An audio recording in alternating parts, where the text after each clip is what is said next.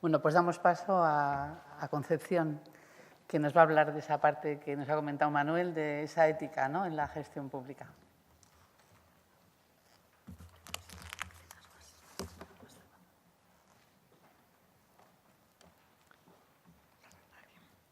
Bueno, buenos días.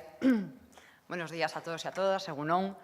En primer lugar, me gustaría agradecer a la organización la oportunidad de estar aquí en una jornada que me parece que aborda un tema fundamental en el momento actual y, además, para un sector que me ha dado la oportunidad de profundizar en cómo está la situación desde el punto de vista de la ética, de la gestión sanitaria, de multitud de cuestiones y de reflexionar sobre aspectos que, la verdad, pues, no me había planteado, con lo cual es una oportunidad, como vuelvo a decir, extraordinaria. Y, además, de compartir cartel con dos grandes expertos como son Manuel Villoria y Elisa Pérez. A la hora de plantearme cómo iba a abordar esta ponencia, pensando precisamente en la definición de sus contenidos, pues he intentado centrarme un poco más en la transparencia y en la ética aplicada y pensando en aspectos y en supuestos concretos y complejos. En primer lugar, lo que tengo que decir es que he hecho un poco de trampa con el título de la ponencia, porque no voy a hablar de bioética, no soy una experta en bioética, no tengo conocimiento sobre esto. En realidad, creo que todos ustedes tendrán muchos más conocimientos sobre la materia. Pero, desde luego, lo que está claro es que hasta en estos temas de ética, de corrupción y de transparencia hay un componente claramente médico. No sé cuántos de ustedes vieron ayer una noticia que salía en El País que hablaba del mecanismo cerebral de la corrupción. Y vuelvo a decir, yo que soy absolutamente profana en la materia, localizaba en la amígdala algún tipo de mecanismo que establecía pues, que algunas personas eran más tendentes a esta corrupción y cómo evolucionaba desde el punto de vista biológico esas pequeñas transgresiones. En este caso, como decía, siguiendo un poco lo que es el título, hago una diferenciación entre la gestión sanitaria y la ética y la salud y la bioética, entendiendo que se diferencian así dos factores sobre la base de cuál es el bien jurídico protegido, pero también sobre la naturaleza de la ética y sus distintas connotaciones. Parece que en salud, como es un bien jurídico protegido extremo de los superiores, todos nos encontramos legitimados en un momento determinado para transgredir determinadas normas, esos códigos éticos, esos códigos morales. Yo conozco a algunas personas con una extraordinaria rigor moral, personas estrictas en su comportamiento, pero que cuando han tenido un problema de salud en su familia, han recurrido a todo tipo de mecanismos. Han levantado el teléfono que no tenían pensado levantar, han llamado a todas las puertas y han intentado agilizar todos los mecanismos, esas listas de espera, esas pruebas diagnósticas. Y todos nos planteamos en qué medida se les puede enjuiciar o no enjuiciar, ¿no? Eso, evidentemente, traslada el foco de la presión al ámbito de los gestores, al ámbito de los sanitarios, y ahora veremos las diferentes cuestiones. Además, también me permitió reflexionar sobre una cuestión que en Vigo, el año pasado, quizás algunos hayan escuchado hablar de la apertura de un nuevo hospital. Era un hospital que pretendía abarcar toda el área sanitaria de Vigo, centralizando y optimizando y racionalizando la gestión sanitaria del área en un único hospital, que es el Hospital Álvaro Cunqueiro. Muy criticado desde el principio por un modelo de gestión combinado en el cual todos los servicios externos estaban privatizados o externalizados, ¿no?, como se quiera ver, y en el cual se puso de manifiesto cómo estas cuestiones inciden. Pues, por ejemplo, el laboratorio se situaba en otro centro, que estaba en el centro de Vigo, este está a las afueras, tiene muy malas comunicaciones, eso no tiene que ver con la gestión sanitaria desde el punto de vista de la salud, sino con la gestión sanitaria como gestores administrativos, de recursos económicos.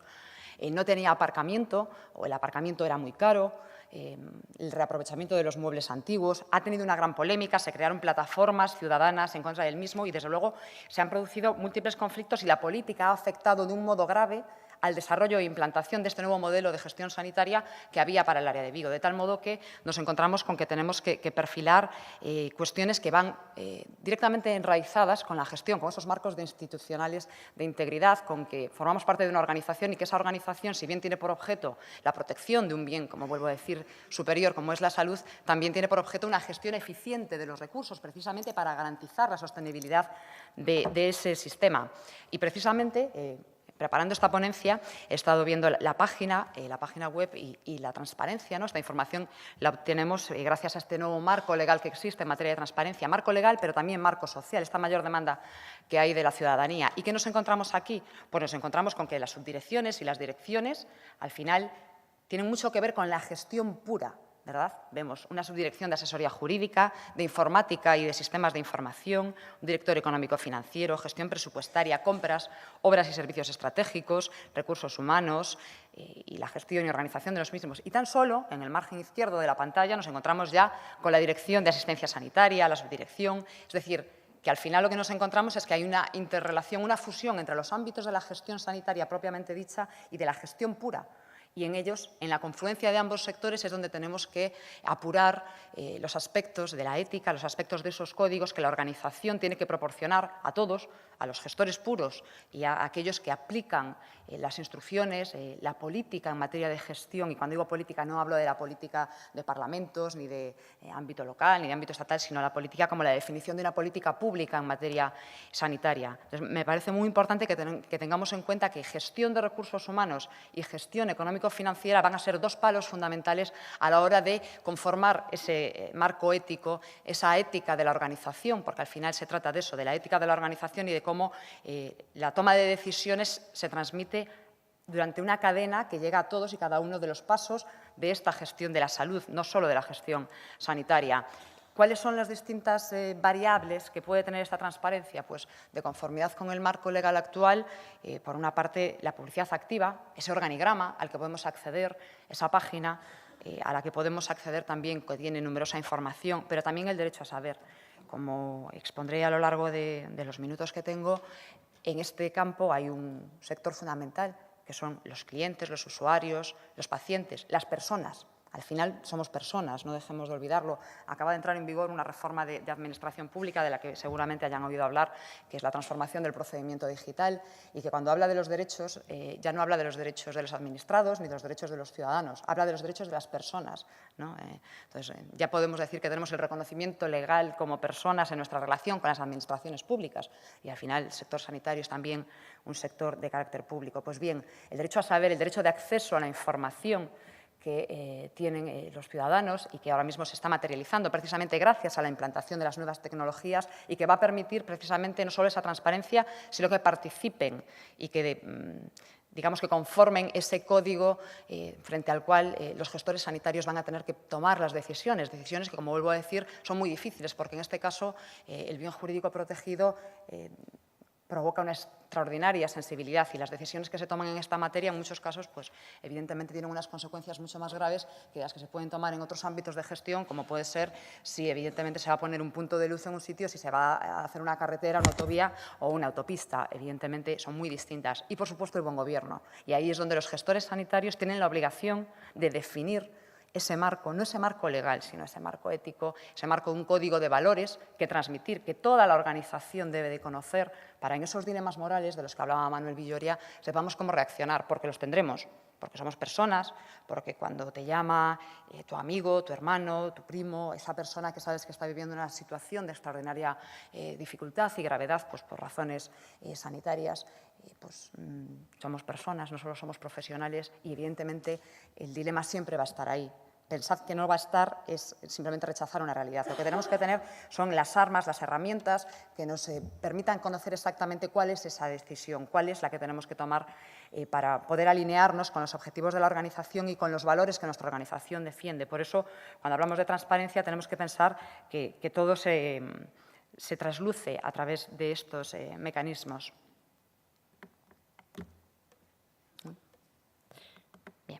Como decía, precisamente por esa primera parte de la transparencia nos encontramos con que el buen gobierno en la gestión sanitaria pública permite acceder a todos los ciudadanos, pero también a los distintos integrantes del sector público sanitario a la información referente, en este caso, a la gestión del País Vasco, la información institucional, la información económica, los informes de gestión que van a permitir poder llevar a cabo los ejercicios de rendición de cuentas, porque al fin y al cabo estamos hablando de recursos públicos. Abstrayéndonos ya de ese bien jurídico protegido, de la salud, también estamos hablando de eso, de eficiencia en la asignación de los recursos públicos, como veremos.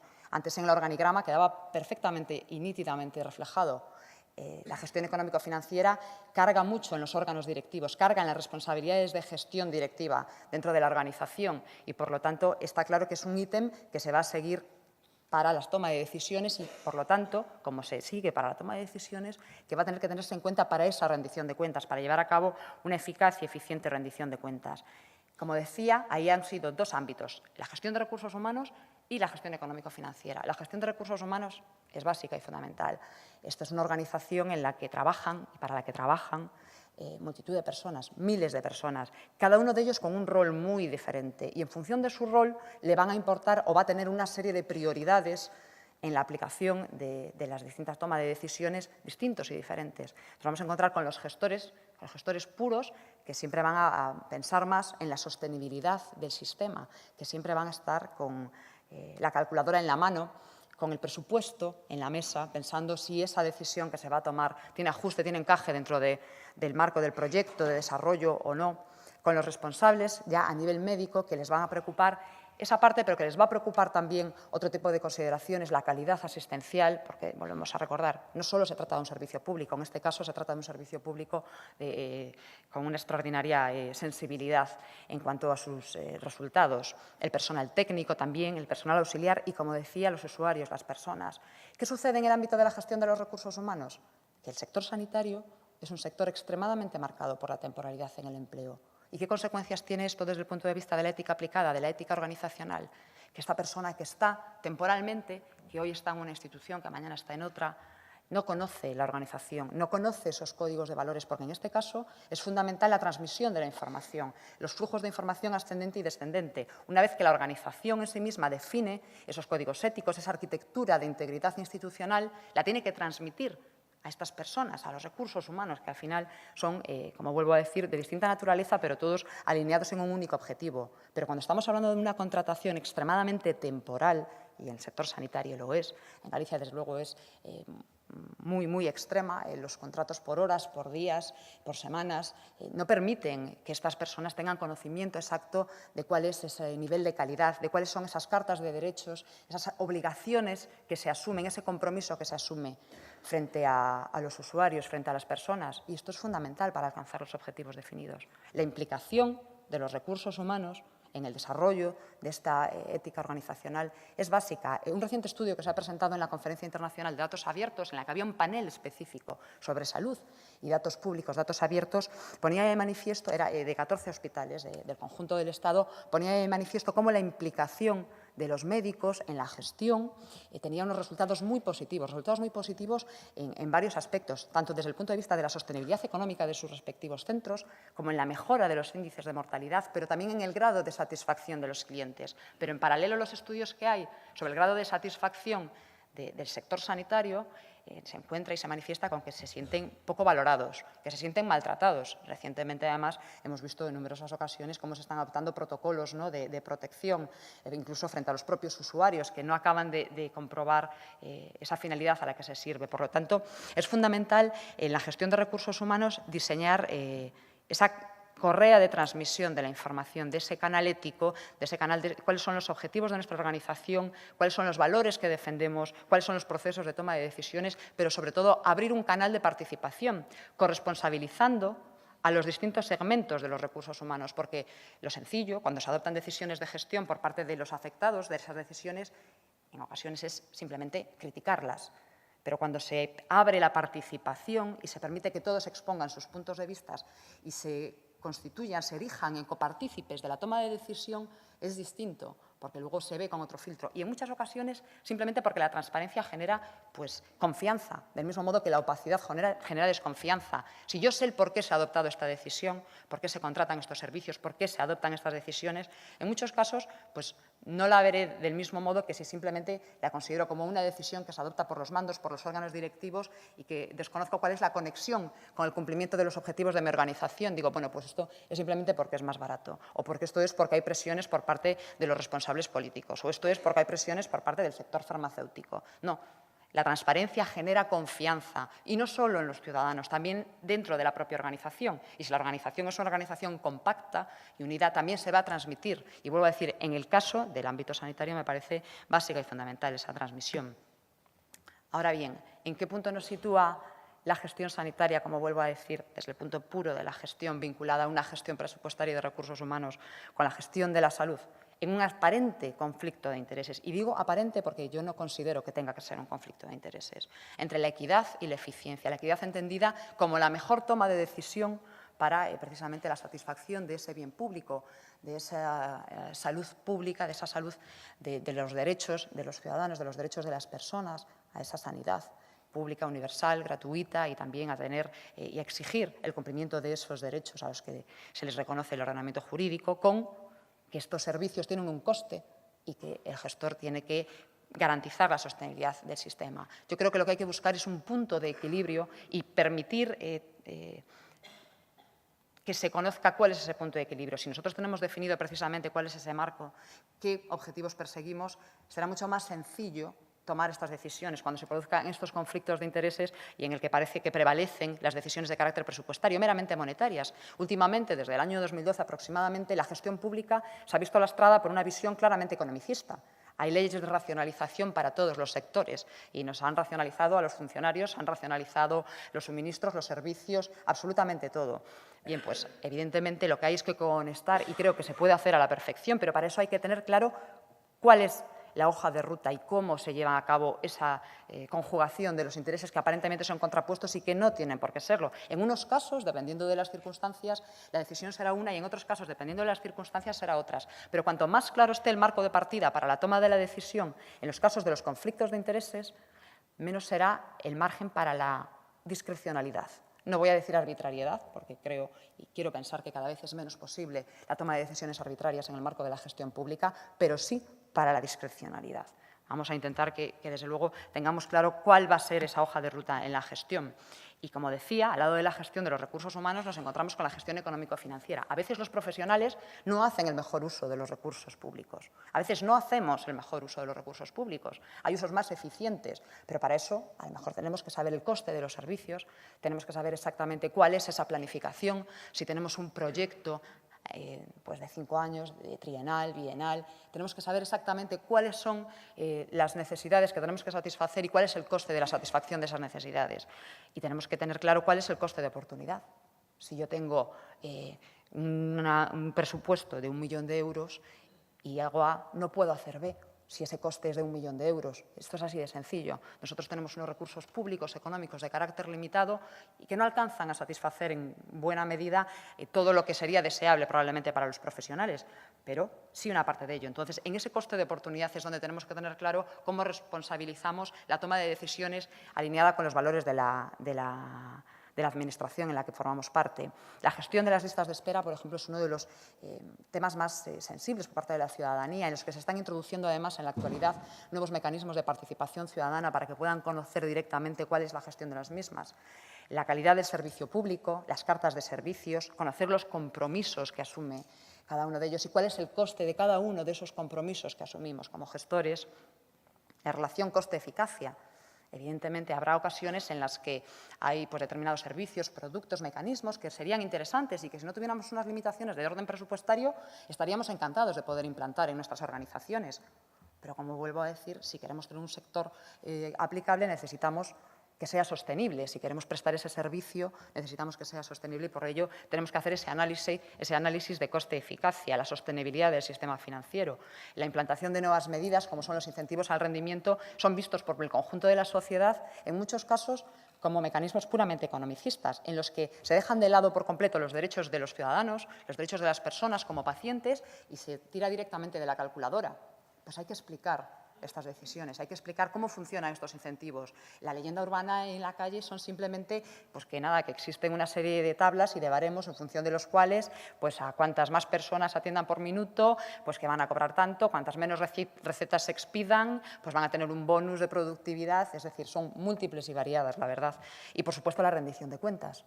Tenemos un presupuesto previo, ejecutamos un presupuesto, liquidamos un presupuesto y ese presupuesto tiene que saberse a dónde ha ido todos y cada uno de esos euros. Y esas decisiones que habíamos tomado por aquellas razones que habíamos predefinido, por ese marco que habíamos definido institucional, alineado con nuestros objetivos, si han cumplido esos objetivos, si fue correcta la toma de la decisión o si la próxima vez que tengamos que adoptar este tipo de decisiones tendremos que plantearnos que no la habíamos adoptado correctamente y tendremos que cambiar nuestros estándares. Es decir, al final todo se traduce en información, información, información. Hace poco, precisamente buscando esta información, me encontré esta noticia y me llamaba la atención. En este informe que se hace por parte del Servicio de Salud del País Vasco, en el cual se dan a conocer los costes de las intervenciones que se realizan, con unos costes que, como veremos, en principio, estas son las cirugías más comunes y el coste máximo de conformidad con el informe publicado en enero de 2016 con el sector del 2015. Yo recuerdo hace 20 años, mi sobrino estuvo ingresado en un hospital allí en Pontevedra y al poco tiempo de estar en casa nos llegó una factura en la que todavía había pesetas. Decían que el coste de la habitación, de la estancia diaria en el hospital provincial, había sido de 22.000 pesetas. Claro, me acuerdo a mi hermana tremendamente asustada pensando que iba a tener que irse corriendo al Sergas a pagar la factura. Y no, formaba parte de una campaña de sensibilización del coste de los servicios sanitarios, que supiéramos que efectivamente la sanidad puede ser gratuita, pero la sanidad tiene un coste. A mí me parece una medida que está bien desde el punto de vista de la sensibilización. Se retiró inmediatamente, la crítica mediática fue tal, la censura social fue tal, que además, de hecho, llegaron a salir las típicas noticias de prensa de el Sergas pasará a cobrar por las estancias médicas prolongadas, bueno, una serie de cuestiones alejadas por completo de la realidad. Pero me parece bien. Esto es una medida de transparencia. Los ciudadanos tenemos que saber el coste de los servicios que se prestan y, desde luego, la Administración sanitaria tiene que prestar esa información directamente. Y de este modo podemos también concienciar, porque cuando hablamos de corresponsabilizar, no solo se trata de corresponsabilizar a los profesionales de los distintos ámbitos que les prestan sus servicios en el sector sanitario, sino también a las propias personas, a los usuarios, que a veces utilizan de un modo, pues, ciertamente, abro y cierro comillas, porque no es así, pero bueno, irresponsable los servicios de salud. En un pueblo, no diré su nombre, hay un centro de salud, un ambulatorio, que llaman allá, y los jubilados, sobre todo en invierno, van mucho al médico de cabecera y cuando, a raíz de una persona mayor de mi familia, lo contaba y bueno, no me dejaba de sorprender, y decían que es que como además hay que esperar tanto para la consulta del médico, que se lo pasan muy bien, porque están allí en la sala de espera y conversan unos con otros y pasan la tarde, que hace mucho frío y que llueve y que entonces se les hace muy duro. Entonces, tenemos que pensar en esto también con la medicalización, ¿no? Con el uso indiscriminado que se hace de los medicamentos. Tenemos que conocer cuál es el coste para saber exactamente cuál es el grado de participación que tenemos nosotros también en incrementar el coste exponencial del sector salud. Por ello son fundamentales la toma de medidas como son códigos éticos o las comisiones de ética, porque nos van a permitir, en primer lugar, conocer cuáles son los objetivos de nuestra organización, en qué valores se basan, cuál es el grado de satisfacción que queremos alcanzar respecto a la prestación de nuestros servicios, cuáles son los criterios sobre los cuales vamos a resolver los conflictos morales y los conflictos de intereses que se van a producir, sí o sí, en un ámbito como este, por de distintas procedencias, como decía, de los amigos, de los propios compañeros, pero también del sector servicios, entendiendo como el sector privado, como aquel que presta no solo las farmacéuticas, sino también todos los proveedores de los servicios sanitarios y de los servicios no sanitarios.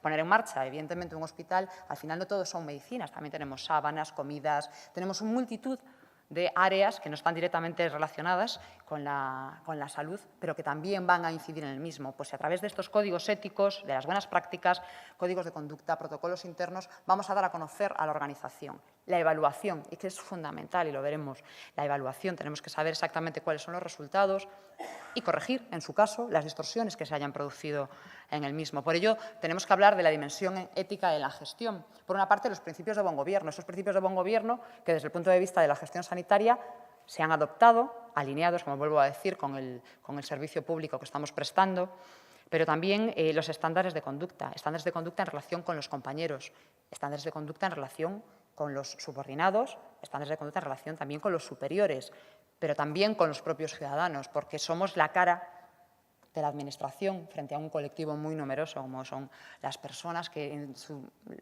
corta o larga vida habrán tenido contacto con los servicios de salud. Pues es necesario conocer cuáles son los mismos. Los compromisos éticos en materia de conflictos de intereses. Si hay un sector que, con carácter general, es objeto de larvadas críticas por conflictos precisamente entre la prestación de servicios en el sector público y el sector privado, es precisamente el de la salud. Los médicos, en muchos casos, además de prestar sus servicios en el ámbito de la sanidad pública, los prestan también en el ámbito de la sanidad privada y corren múltiples leyendas sobre cómo se factura a través de la privada y luego se receta a través de la pública. Hay muchas leyendas que han calado plenamente en la ciudadanía y que hay que desechar precisamente esos compromisos de que no se van a situar ante conflictos de intereses, que no se van a realizar este tipo de prácticas, que se van a mantener unos estándares de conducta respetables, dignos, los mínimos. Es que hay un mínimo que yo creo que es indiscutible absolutamente para todos. Coincido con Manuel en que llegar a ese 6 es casi ya, pues bueno, una utopía, pero desde luego debemos de situarnos en la media, porque esto además deteriora claramente la visión que tiene el ciudadano sobre la gestión de nuestro servicio de salud. Entonces es fundamental. Y, por supuesto, la innovación. La innovación en la gestión es muy destacada dentro del ámbito de la ética, de la dimensión ética de la gestión pública sanitaria y, además, por distintas razones. En general, cuando hablamos de innovación en la administración pública, hablamos de administración electrónica, ¿no? Como decía hace un rato, acaban de entrar en vigor 2 normas que precisamente transforman el procedimiento y ahora mismo estamos todos inmersos en el desarrollo de los procedimientos electrónicos, firma electrónica, la presentación, notificación de todos los aspectos de la gestión pública. Pero la innovación en el ámbito de la gestión sanitaria tiene otras connotaciones, y es la investigación, la innovación en materia de desarrollo de nuevas tecnologías aplicadas al servicio de salud, nueva medicación, nuevos servicios de diagnóstico y, por lo tanto, es fundamental cómo se van a desarrollar los mismos. Se publicaba recientemente una noticia sobre la Agencia Europea del Medicamento y la publicación de los ensayos clínicos y cómo precisamente las farmacéuticas se resistían a dar esta información sobre la base de derechos de propiedad intelectual, sobre la confidencialidad también de los ensayos clínicos y los pacientes que se han sometido a los mismos. Bien, pues hay que pensar que estos nuevos mecanismos de nuevas tecnologías van a permitir también implementar un mayor grado de innovación. La administración electrónica no es simplemente la utilización de los ordenadores, no es la utilización de Internet como un martillo. Es una herramienta, pero la herramienta no es simplemente crear bases de datos. La apertura de datos nos va a proporcionar, desde luego, las posibilidades de adelantarnos a los propios ciudadanos, a las propias personas en la prestación de salud. Nosotros tenemos gran cantidad de información sobre todas las personas usuarias de nuestros servicios y esa gran cantidad de información nos permite saber, en muchos casos, la enfermedad que tienen, las necesidades sanitarias, de tal modo que cuando, a lo mejor en la proximidad de su residencia, se abre un nuevo centro de salud, se establecen nuevos servicios diagnósticos, tenemos datos sobre el precio de los medicamentos, podemos ser proactivos, podemos mejorar el servicio de salud a través de la utilización de las nuevas tecnologías, precisamente porque no solo tenemos que esperar a que vengan e incorporarlas en nuestro día a día, sino precisamente la reutilización de los datos, porque la reutilización de los datos va a permitir un mayor desarrollo tanto de las tecnologías como de la mejor calidad del servicio sanitario sobre cómo se presta. Porque, vuelvo a decir, por poner un ejemplo muy gráfico, imagínense en el ámbito, por ejemplo, en el que me muevo yo, una persona que presenta una solicitud para acogerse a una subvención, a una ayuda municipal para familia numerosa, pues porque tiene 3 niños. Pues una vez que yo tengo incorporado en mi base de datos y que tengo una adecuada política de reutilización y protección y de datos abiertos, que esta persona tiene 3 niños pequeños, cuando yo convoco las ludotecas de verano, cuando se abre el plazo para la matrícula en las piscinas municipales próximas a su zona, yo, que tengo esos datos y que tengo toda esa información, directamente debería enviarle un SMS, un WhatsApp, un correo electrónico, la información diciéndole, a partir de tal día, por si es de tu interés, se ha abierto este servicio, porque yo ya tengo información sobre esta persona. Pues en el servicio de salud pasa exactamente igual. La apertura de los datos permite, además, una mejor rendición de cuentas, porque podemos tratarlos. Vuelvo a decir, si a algunos es de su interés, la Conferencia Internacional de Datos Abiertos en el panel de salud ha arrojado, desde luego, experiencias muy novedosas que se están trabajando en toda Europa, en todo el mundo en general, pero también en toda Europa y que permiten verlo. Evidentemente, conjugado con la protección de datos y la reutilización y la confidencialidad, ¿no? En este caso, esto que sirve de excusa en muchos casos para no aprovechar estos datos, es desde luego un derecho muy protegido y tenemos que tenerlo en consideración. Y la participación ciudadana. Cuando hacemos esos procesos de toma de decisiones, tenemos que tener en cuenta que tenemos que abrir un espacio para los ciudadanos, no solo para que accedan a la información, sino también en la toma de las decisiones, porque ellos directamente van a ser los perjudicados o los beneficiados en el mismo. Como decía, en relación precisamente con la transparencia, este año se publicaba la noticia de que a partir de este verano las farmacéuticas ponían en marcha una iniciativa de transparencia. Ha abordado ya Manuel el tema de los lobby y cómo estos grupos de interés tienen un gran impacto en los resultados de la gestión, en muchos casos, precisamente por cómo inciden de un modo muy oculto u opaco. Bien, pues esta transparencia, esta magnífica iniciativa de transparencia que ponen en valor es la de dar a conocer las aportaciones económicas para la realización de cursos, congresos y seminarios. No esas aportaciones que se realizan a determinados proyectos de investigación, no esas aportaciones a determinados comités y grupos de expertos. Es decir, ponen el foco, las farmacéuticas han situado el tema de la transparencia en relación con las aportaciones, de tal modo que al final también esto es manipulable. Es decir, tenemos que tener mucho cuidado con cómo se utilizan los datos desde el punto de vista de generar esa mayor confianza, ¿no? Porque de este modo lo que pretenden es que sea más claro, al menos eso es lo que anunciaban en su comunicado, que sea más claro para los ciudadanos que si le prescriben o no le prescriben un medicamento u otro determinado medicamento, si esta persona pues, ha estado financiada en sus actividades congresuales a través de esta farmacéutica, ¿no? Son 190 las que están suscritas a esta nueva iniciativa de transparencia. Yo creo que la transparencia en el sector lobista, que en este caso es muy claro desde el punto de vista que es un grupo de interés, debería de ir mucho más allá, debería ir realmente a cómo sí que impactan en la toma de decisiones, la incidencia que tienen en las mismas. Como decía, en la evaluación y control. La evaluación y control es fundamental. Cualquier código ético, cualquier comisión ética que se constituya tiene que tener por objeto, como no puede ser de otra manera, la exigencia de la responsabilidad a través de un proceso de evaluación. Tenemos que tener unos indicadores y esos indicadores, que son los que traslucen ese código de valores, esa ética, tienen que ser conocidos por todos. Pues esos indicadores tienen que ser examinados, evaluados, publicados y, desde luego, se tienen que adoptar medidas como consecuencia de los resultados de la evaluación. Porque, como hemos dicho, si abrimos a la corresponsabilidad la toma de decisiones, si abrimos a la corresponsabilidad la gestión, tenemos que abrir también a la exigencia de responsabilidad las consecuencias de la buena, mala, mejor o peor gestión que se hayan adoptado. Pero para eso tenemos que tener los cuadros de indicadores correspondientes adecuadamente segmentados para nuestra organización, conocidos también cuál es el sistema de evaluación y de medición del mismo. Hay distintos órganos de control, ahora nos hablará Elisa, por ejemplo, de la Comisión de Ética del País Vasco, que es un referente en todo el conjunto del Estado, pero en el ámbito de la salud existen distintos, tanto a nivel europeo, existen otros ejemplos que ahora veremos, y en España existen iniciativas aisladas, la Agencia del Medicamento, el Portal Estadístico del Sistema de Información Nacional de Salud, que lo que nos puede permitir es extraer consecuencias, pero no tenemos homogeneizado, normativizado una serie de parámetros mínimos, ¿no? Que parece mentira que teniendo en cuenta que hablamos precisamente de ese derecho a la salud pública, no tengamos un nivel de mínimos de gestión para la misma.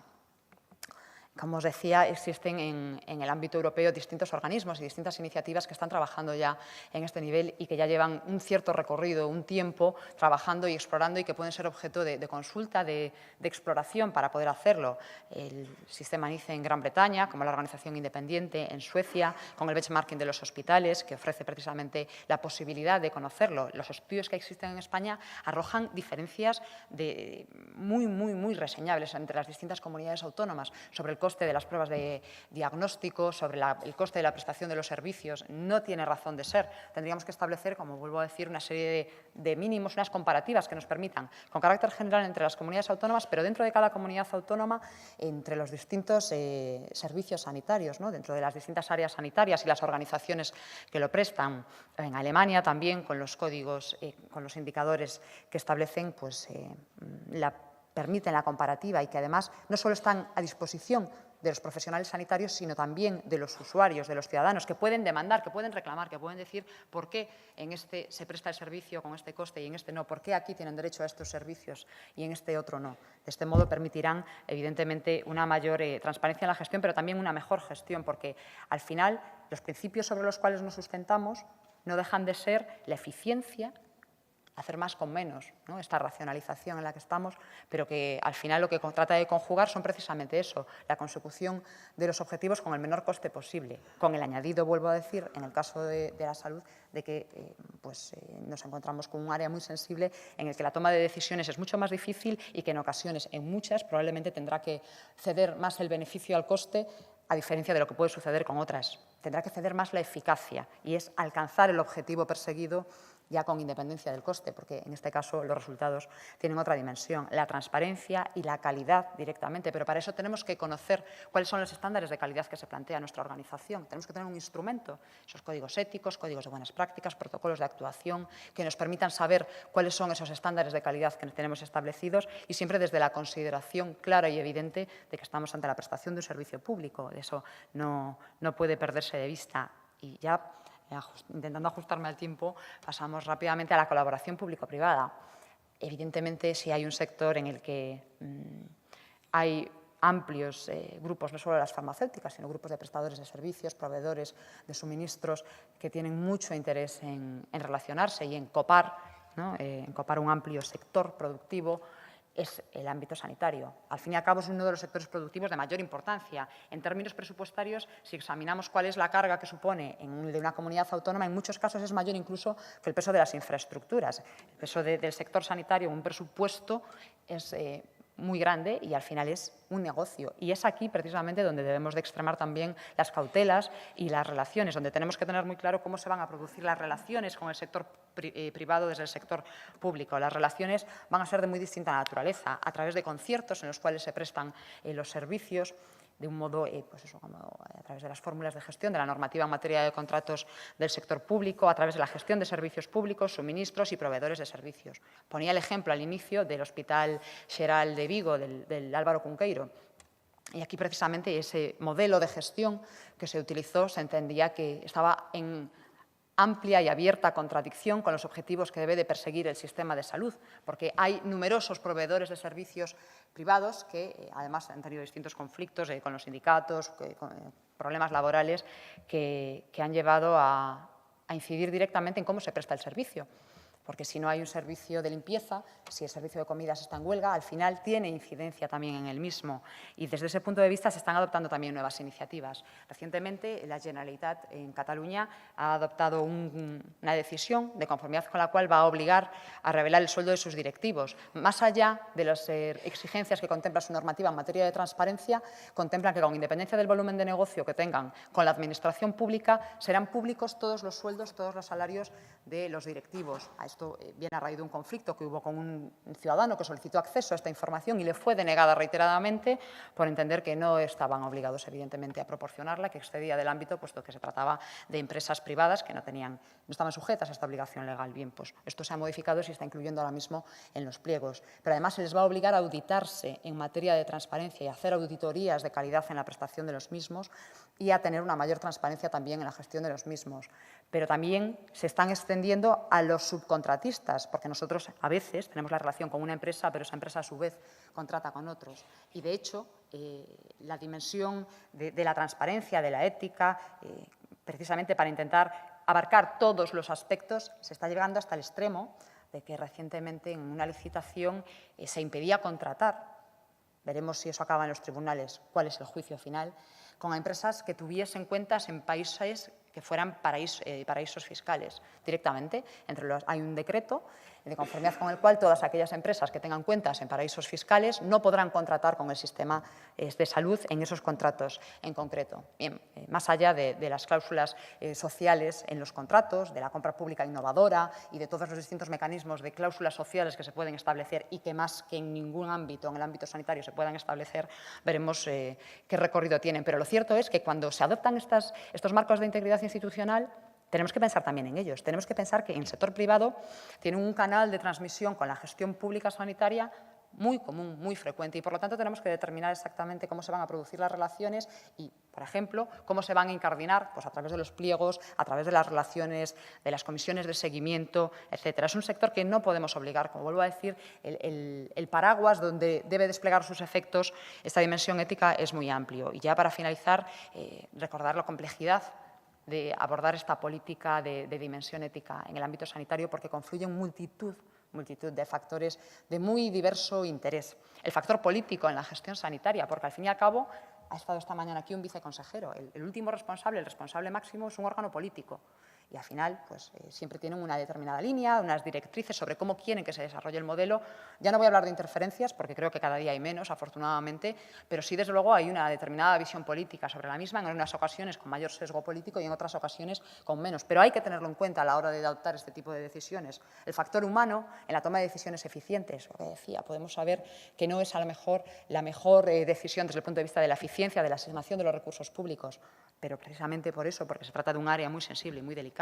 El factor económico en la toma de decisiones justas, porque no tenemos que pensar en ese conflicto entre equidad y eficiencia. ¿no? Tenemos que pensar en cómo conjugar ambos y para eso es la organización, es el clima ético de la organización el que nos tiene que dar los parámetros, el que nos los tiene que proporcionar. No tenemos que ser aisladamente todos y cada uno de las miles de personas que prestamos nuestros servicios para el sistema de salud los que tengamos que dilucidar cómo resolver estos conflictos, sino que nos los tienen que proporcionar desde un punto de vista de que tengamos pues, ya un marco de respeto obligado, el factor social en los resultados de la gestión y el factor mediático en la exposición de los datos. Está claramente condicionado por la hoja de periódico, como digo yo. Yo tenía un compañero que me decía que en vez del BOE, nosotros lo primero que teníamos que ver por las mañanas eran los titulares de los periódicos locales, ¿no? Yo estoy en el ámbito local y es verdad, te cambian la agenda del día en muchos casos, pues a otro nivel, pero también en muchas ocasiones el factor mediático lo hemos visto a lo largo de los últimos años con determinados medicamentos y con si se cubrían o no se cubrían por el sector sanitario, cómo se han llevado a cabo. Yo lo he vivido, como vuelvo a decir, con la experiencia de la puesta en marcha del hospital el año pasado, que ocupaba la portada de los periódicos día sí día también, manifestaciones ciudadanas, y resulta muy difícil. Esto es un equilibrio de platillos chinos, parece que estamos haciendo malabarismo, pero ahí está precisamente la responsabilidad de los gestores, ¿no? Ofrecer una respuesta adecuada a las necesidades de todos y cada uno de ellos. Y para ello, pues yo creo que las claves son autorregulación, tener un código ético, le llamemos como queramos, código de buenas prácticas, pero tener ese código que todos conozcamos, que esté publicado, que se haya transmitido, que se haya comunicado, que tengamos constancia de que lo conocen, un órgano de control que lleve a cabo esa evaluación, del mismo, la comunicación. Si no hay ese flujo de información y de comunicación transversal y de formación, jornadas como esta, que no pueden ser más que oportunas, y la participación de todos, de los ciudadanos, pero también de los propios integrantes del sector sanitario. Es decir, en definitiva, yo creo que con estas 4 claves y del desarrollo del mismo se puede avanzar mucho y, sobre todo, se puede ofrecer un mejor servicio a los ciudadanos, que yo creo que un ámbito como este es el que lo merece. Sin más, muchas gracias, eskerrik asko.